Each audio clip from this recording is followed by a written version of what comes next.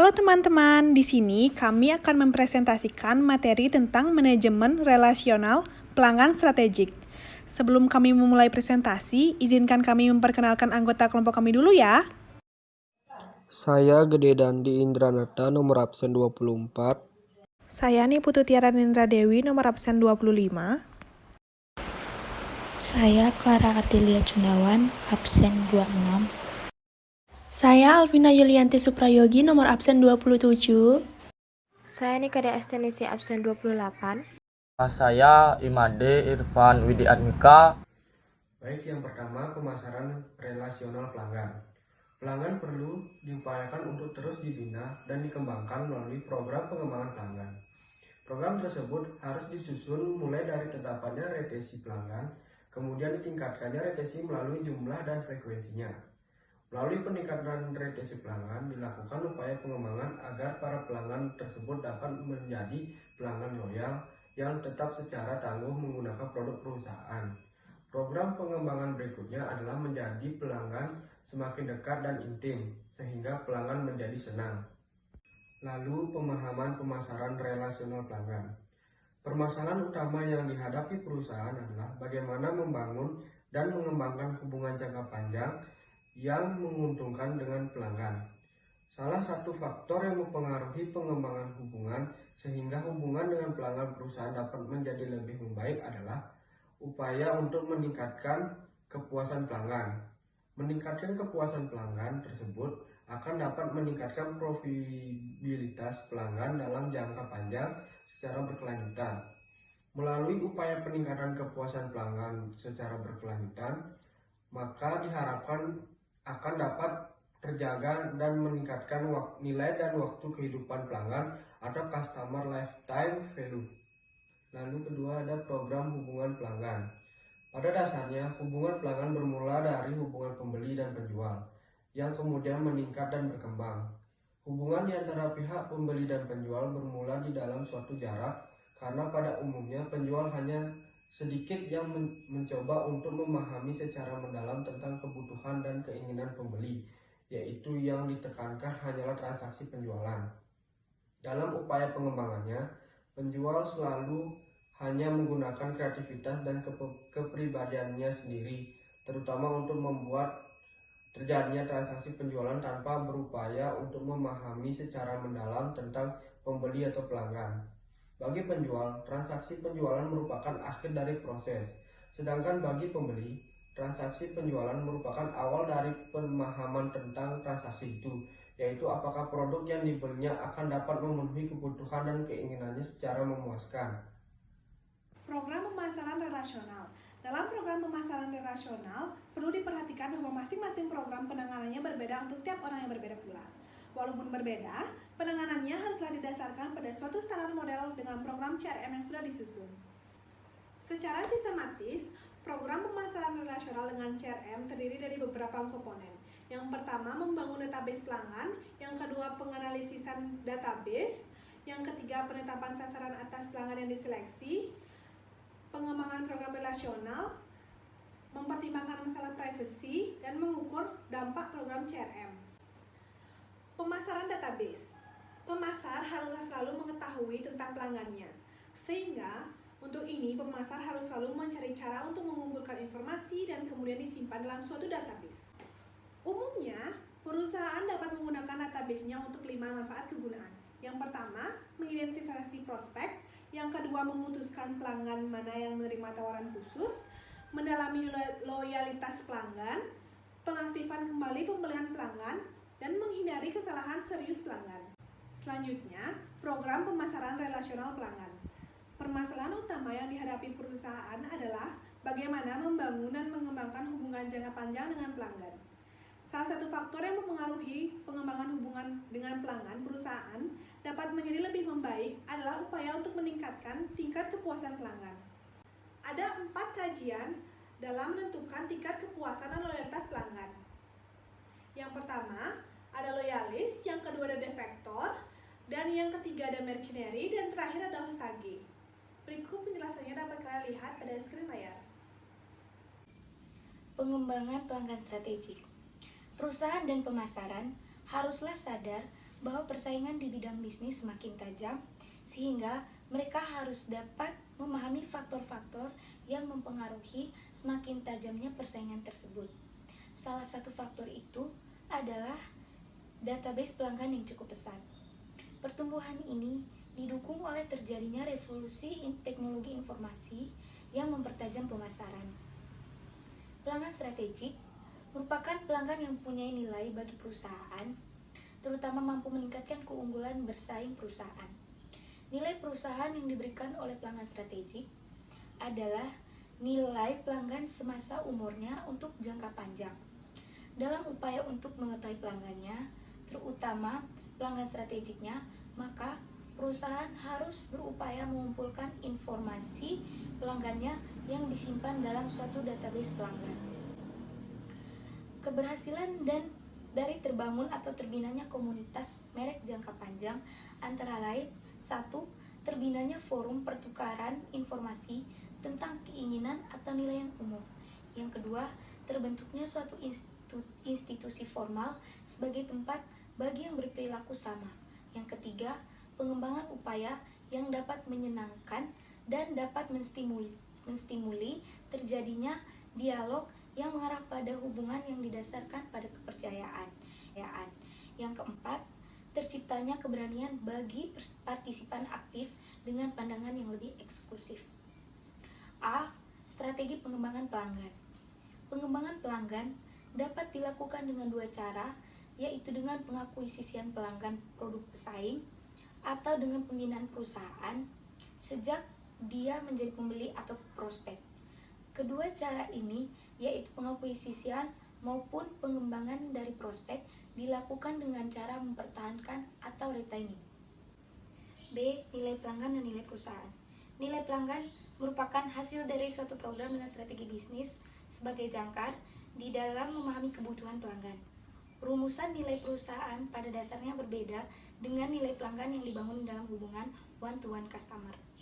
Pertumbuhan ini, pelanggan dan nilai perusahaan akan memberikan keuntungan bagi kedua nilai tersebut dan menjanjikan suatu bisnis dalam tingkat yang lebih tinggi dari pemasaran hubungan relasi pelanggan.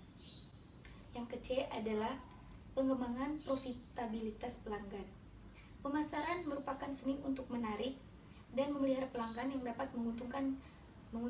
Kajian keuntungan pelanggan dapat berdampak bahwa satu perusahaan dapat meningkatkan keuntungannya bila perusahaan itu dapat menghilangkan pelanggan yang merugikan. Perlu disadari apa yang sebenarnya dapat membuat profitabilitas pelanggan. D. Kustomisasi masa pelanggan. Proses kustomisasi ini adalah di mana suatu perusahaan mengambil suatu produk yang dipasarkan secara luas dan memungkinkan perusahaan menawarkan produk dengan konfigurasi yang berbeda serta mengembangkan suatu sistem untuk mengustomisasi produk itu untuk masing-masing spesifikasi pelanggan. Yang berikutnya adalah manajemen strategik relasional pelanggan. Proses pembinaan pelanggan strategik harus dilakukan dalam jangka panjang, di mana terdapat perkembangan tahap yang berkelanjutan. Untuk mendapatkan pelanggan strategik atau pelanggan yang dapat bertahan dalam jangka panjang, maka manajemen strategik mengarahkan upayanya dengan program mempertahankan dan memelihara pelanggan. Baik, selanjutnya akan saya lanjutkan tentang materi kerangka strategik manajemen relasional pelanggan. Kerangka strategik manajemen relasional pelanggan didasarkan pada pandangan tentang mau jadi apa hubungan relasional tersebut, apa yang menjadi benchmark dalam pelayanan pelanggan, dan bagaimana pembinaan hubungan relasional agar dapat berhasil mencapai tujuan yang diharapkan. Sebagai contoh adalah Hotel Four Seasons yang telah yakin atas sentuhan atau sapaan pribadi, misalnya oleh staf perusahaan yang selalu menyapa tamunya dengan nama tamu, pegawai yang punya kekuasaan atau kedudukan yang tinggi dengan pemahaman kebutuhan dari seorang tamu wisatawan bisnis yang telah banyak pengalamannya. Demikian pula halnya dengan fasilitas sekurang-kurangnya merupakan yang terbaik di wilayah tersebut, seperti fasilitas restoran atau spa terbaik. Selanjutnya ada pembinaan hubungan jangka panjang pelanggan. Salah satu cara membina hubungan pelanggan jangka panjang adalah dengan menggunakan program customer billing yang dapat menjadi harapan organisasi perusahaan untuk jangka panjang. Upaya yang dilakukan tersebut merupakan fokus perusahaan terhadap hubungan relasional pelanggan secara fungsional dan terintegrasi. Pola hubungan ini diharapkan dapat membuat perusahaan mampu memberikan keunggulan pelayanan pelanggan real-time melalui penggunaan individual account information secara efektif. Pola lain dalam pembinaan hubungan relasional pelanggan jangka panjang adalah dengan pendekatan yang dikenal sebagai one-to-one marketing. Pola one-to-one marketing ini terdiri dari 4 langkah yang ada kaitannya dengan pemerasan CRM, yaitu yang pertama ada pengidentifikasian prospek dan pelanggan perusahaan, yaitu dengan membangun, memelihara, dan memiliki database pelanggan yang lengkap dengan cara mengumpulkan informasi dari para penyalur dan pada titik-titik sentuhan pelanggan. Yang kedua, bisa melakukan pembedaan para pelanggan dalam ukuran kebutuhan mereka dan nilai pelanggan itu, yang dilakukan untuk organisasi perusahaan. Yang ketiga, ada melakukan interaksi dengan pelanggan individual untuk meningkatkan pengetahuan tentang kebutuhan individual serta melakukan upaya untuk membangun hubungan yang lebih kuat. Dan yang keempat, ada mengatomisasi produk, jasa, dan pesan untuk setiap pelanggan. Selanjutnya ada materi manajemen hubungan pelanggan business to business. Hubungan yang dekat antara organisasi perusahaan dengan pelanggan bisnisnya mendorong bagian manajemen rantai pasokan, keikutsertaan pemasok terdahulu, dan aliansi pembelian. Induk pemasaran bisnis to bisnis terlihat dari Breakthrough Marketing General Electric. Selanjutnya, di dalam perjalanan partner terdapat saling memberikan manfaat bagi keduanya. Faktor saling terdapatnya ketergantungan dan ketidakpastian lingkungan dapat mempengaruhi hubungan di antara partner bisnis. Faktor-faktor tersebut adalah terlihat pada yang pertama adalah dalam tahap formasi hubungan, satu partner punya pengalaman nyata tentang pertumbuhan pasar. Lalu, informasi haruslah asimetri di antara partner, sehingga pola partnership akan dapat menghasilkan keuntungan jika partner melanggar kecakupan bidang perusahaan lainnya. Selanjutnya, ada sekurang-kurangnya satu partner mempunyai hubungan hambatan yang tinggi untuk dapat melindungi partner lainnya yang telah masuk. Lalu ada ketergantungan asimetri yang ada, seperti satu partner lebih mampu mengontrol atau mempengaruhi perilaku yang lainnya, dan satu partner dimanfaatkan dari skala ekonomis yang terkait dengan hubungan relasi tersebut. Terdapat 8 kategori yang berbeda dalam mengklasifikasikan pembeli sampai pemasok, yaitu yang pertama ada pembelian dan penjualan yang mendasar. Yang kedua ada tulang ketertarikan yang nyata, hubungan yang membutuhkan adaptasi yang lebih diutamakan. Yang ketiga ada transaksi kontraktual, yang keempat ada pemasokan pelanggan, dan yang kelima ada sistem kooperatif, selanjutnya ada kolaborasi. Dengan pertukaran kolaborasi ini harus banyak atas kepercayaan dan komitmen yang benar atas pola partner. Dan selanjutnya ada kebersamaan adaptif, dan yang terakhir pelanggan adalah raja. Contoh kasus dalam manajemen relasional pelanggan strategi. Contoh kasus dalam PT Indofood. Pada awalnya didirikan pada tahun 1990 dengan nama PT Pangajaya Kusuma, PT Indofood Sukcesor Tbk telah bertransformasi menjadi perusahaan total. Perseroan ini dikendalikan langsung oleh Antoni Salim. Indofood merupakan sebuah perusahaan yang bergerak di bidang pangan dan merupakan perusahaan yang cukup terkenal di Indonesia. Pemasaran relasional PT Indofood Sukcesor. Strategi relasional PT Indofood menjalin hubungan dengan konsumen. Yang pertama ada noodle community. Melalui jaringan noodle community, Indofood bisa menjalin hubungan baik dengan customer. Dalam beberapa negara maju, noodle atau mie sudah diapresiasi dengan memiliki komunitas tersendiri bagi penggemarnya. Sebagai contoh, Australia memiliki komunitas bernama Noodle Kubur. Kedua, ada distribution channel. Indomie biasanya didistribusikan dalam jumlah besar melalui supermarket atau hypermarket seperti Carrefour, Hero, Walmart, 7-Eleven, dan masih banyak supermarket lainnya. Selain melalui swalayan, Indomie juga bisa dijual melalui warkop atau noodle shop yang diusulkan dalam inovasi ini. Yang ketiga, ada partner. Partner penting bagi Indomie dalam proses go internasional adalah supermarket dan noodle shop. Dengan menjadi supplier dari tempat-tempat tersebut, maka Indomie akan memiliki konsumen tetap dan siap untuk ekspansi ke negara-negara lain. Yang keempat ada Health Institute. Selain itu, Indofood memiliki akses dengan institut kedokteran untuk mengklarifikasi seberapa berbahaya dampak mie instan yang dikonsumsi secara berlebihan dan penyuluhan mengenai frekuensi makanan mie berikut dengan analisis nutrisi yang dibutuhkan para pecinta mie supaya tetap hidup sehat dengan menikmati makanan kesukaan mereka. Yang kelima ada supply chain atau activity confirmation. Yang dibutuhkan oleh Indomie untuk go internasional dalam supply chain dan activity adalah pabrik yang siap untuk dijalankan di negara-negara besar. Event manajemen untuk mengadakan event dengan komunitas noodle, atau sistem manajemen untuk membentuk konsep atau skema yang berbeda-beda sesuai dengan target market tiap negara. Nama dan media cetak dan elektronik. Iklan seorang rapper bernama Daisy to Oceana Riwana Inggris menyanyikan lagu rap tentang kegemaran kesehariannya mengkonsumsi Indomie yang berjudul Indomie yang diproduksi oleh Asian. Iklan-iklan Indomie pun memiliki jam tayang cukup tinggi di beberapa stasiun TV lokal yang berada di Saudi. Sering juga menjadi sponsor besar acara-acara lokal. Deku sendiri selaku produsen dan distributor Indomie mempunyai pabrik dan kantor di Saudi. Sebagian besar masyarakat Indonesia tidak asing lagi dengan produk mie instan.